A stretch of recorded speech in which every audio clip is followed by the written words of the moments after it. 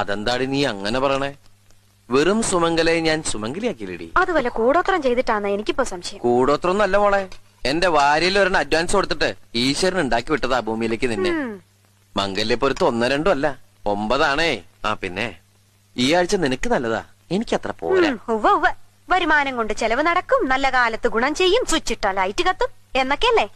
കളിയാക്കലൊക്കെ പിന്നെ. ഇന്നേ വരുന്ന ദിവസാ. നീ പോയി ശകനം നിന്നേ, പിഴച്ചു കഴിഞ്ഞാൽ എല്ലാം തീർന്നു. പൊക്ക പൊക്ക പൊക്ക. എന്താ ഈ പശു ഇങ്ങനെ കരയണേ? കഴിഞ്ഞ ആഴ്ച ഏലസ് പണിക്കരെ കൊണ്ട് മന്ത്രിച്ച് കെട്ടിച്ചാണല്ലോ. ഈ കരച്ചിൽ ഏലസ് കെട്ടിയിട്ടൊന്നും കാര്യമില്ല. അതെന്താ? അതെന്ത് പറഞ്ഞ കരണേന്നറിയോ? I love you. അടുത്തതിന് സമയായേ. എന്നിട്ട് നീ എന്താ കരയാത്തെ?